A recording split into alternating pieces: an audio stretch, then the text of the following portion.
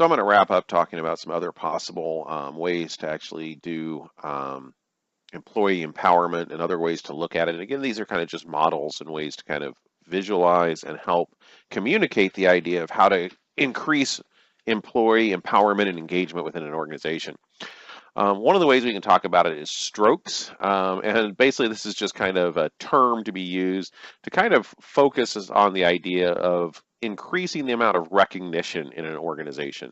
So the idea comes from the idea that when we stroke something, we're giving physical, verbal, or a visual message, and that strokes tend to be conditional or unconditional and can be positive and negative. So conditional strokes are tied to some kind of performance by the receiver of the stroke. Unconditional strokes are given with no strings attached. Positive strokes are transactions that provide expected responses and reassurances of a person's worth, kind of focused on results that have been the positive results that have been occurring. And negative strokes are critical interactions resulting in unexpected or unreassuring responses, generally resulting in kind of a something's wrong feeling. So generally speaking, we also want to make sure that when we're communicating, the reason to think about these strokes is to think about how we're communicating. Is our message positive and negative?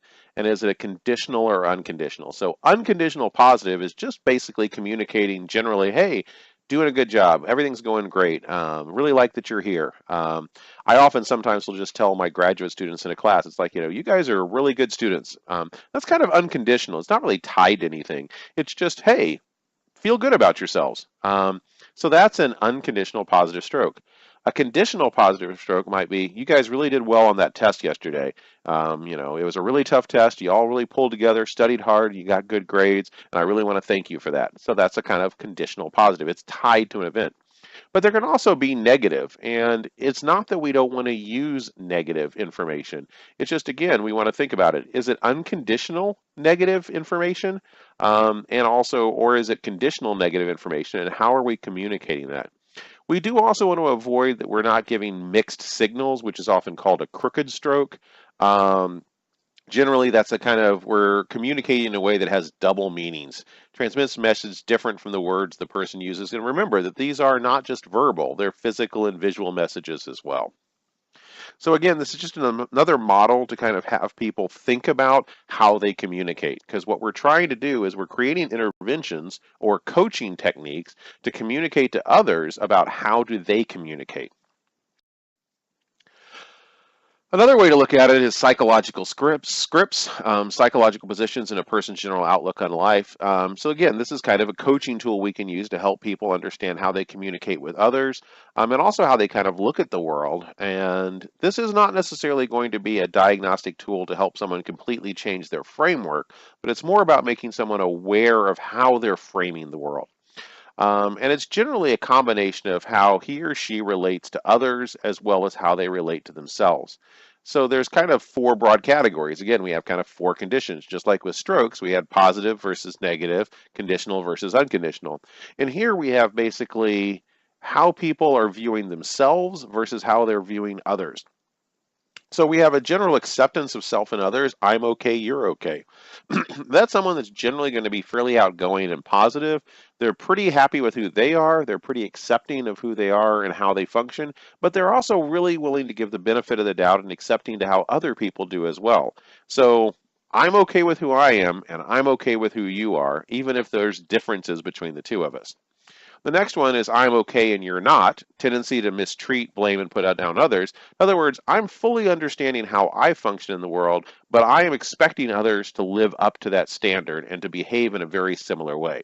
I'm okay and you're not okay. I would say I actually tend to fall into this category a little bit. I'm fairly comfortable with who I am, but I also hold myself to a fairly high standard.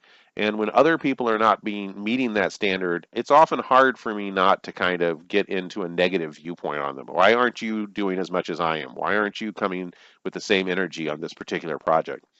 But the problem with that is if I'm acting on that, if I then am communicating this blame, this negativity, that's not going to necessarily increase their performance. It's not going to make the team work better. So this is something that I often use because I recognize I am not necessarily in the combination that results in a positive, empowering work environment. And therefore, I need to watch myself and actually change a little bit of how I interact with people because of this. It's, again, self-awareness. There, I'm not okay, you're okay. So feelings of low self-esteem and lack of power, this is someone that basically isn't happy with their own performance, isn't happy with their own behaviors, but is accepting of other people around them. And again, that's going to lead to a very different set of interactions. And finally, we have kind of that negative, I'm not comfortable with myself, but I'm also not comfortable with anyone else either. Very negative, generally kind of a introverted viewpoint, and it's not completely just, you can be introverted or extroverted and be any of these categories. It's just kind of broadly, there's a little bit of kind of a correlation between the two. And again, we're really looking at these as just another way to communicate to people, hey, how are you communicating? Are you communicating in a positive or negative way? Is it conditional or unconditional? And also, how are you communicating as far as your own feelings of your own performance and how you then project those feelings on the performances or work that other people are doing?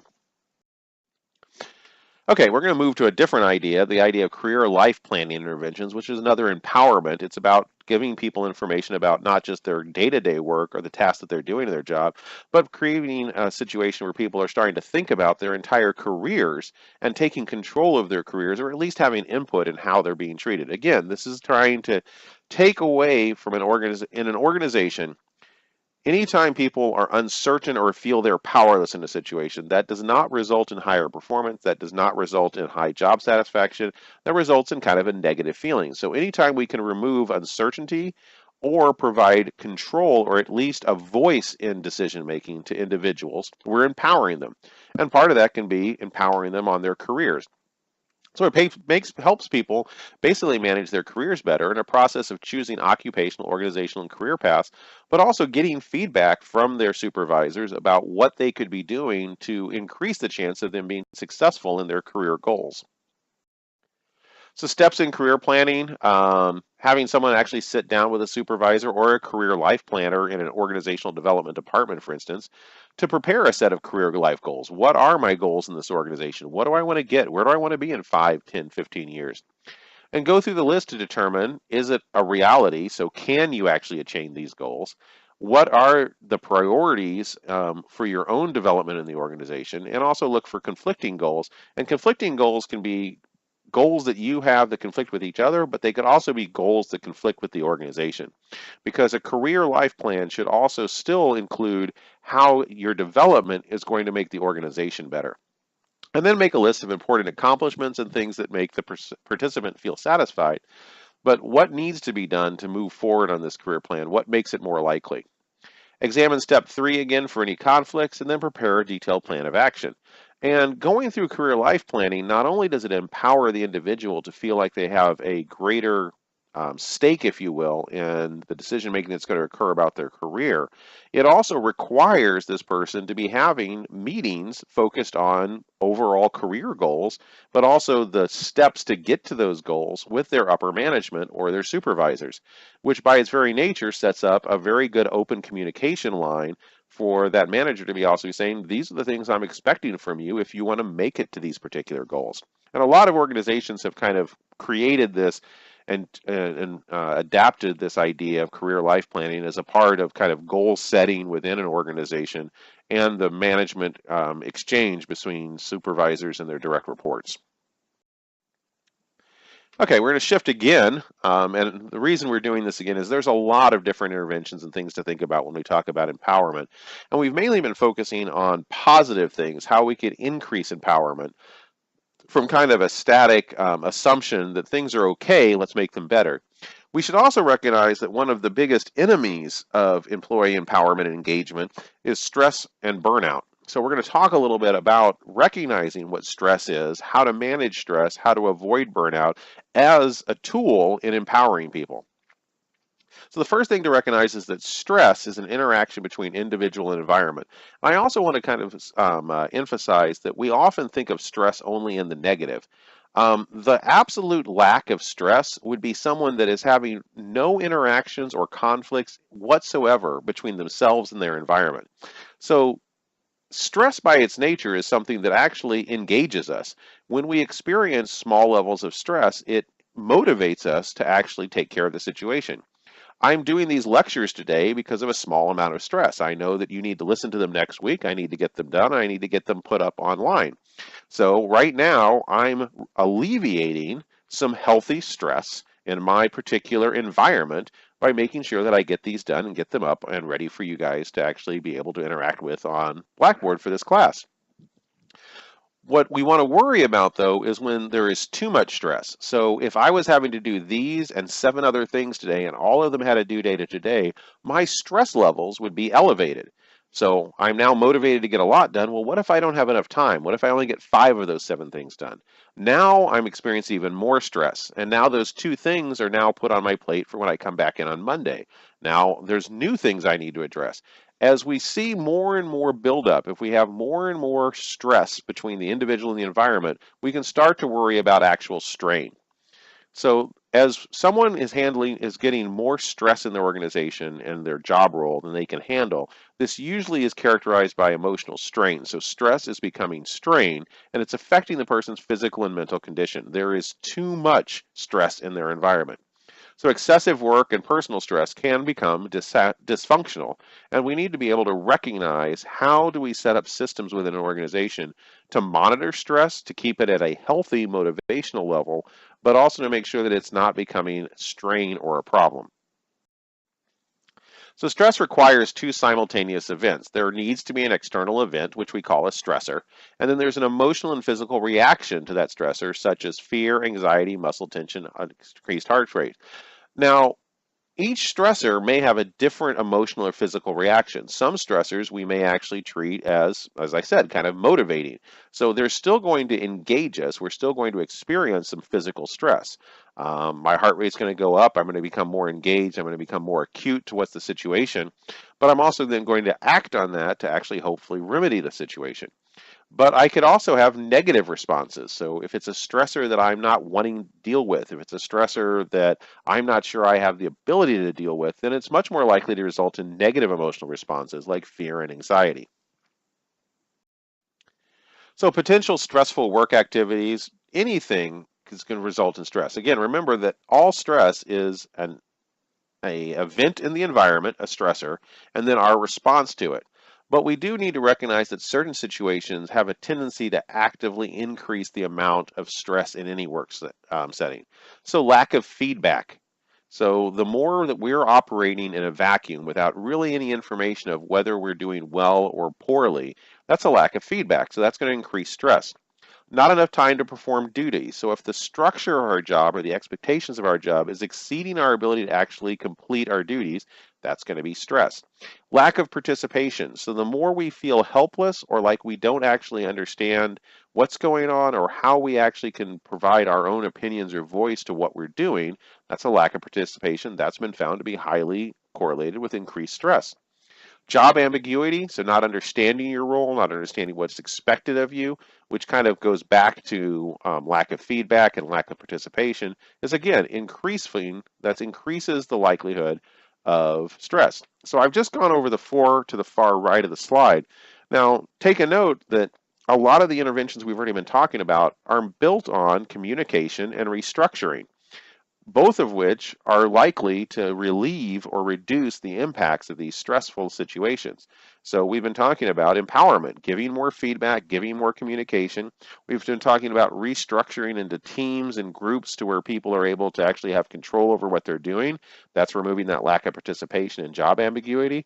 And hopefully we're also talking about restructuring organizations in a way that people have the time necessary to do their duties. So those are kind of static stressors that we can reduce with simple OD interventions. Now on the left side of this chart, we have some things that are going to happen. So changes in policy, reorganization, and unexpected changes in schedule. Those 3 are actually often the result of OD interventions. We're changing how things work, and we need to recognize that any kind of change or reorganization, especially if unexpected, is going to cause increases in stress.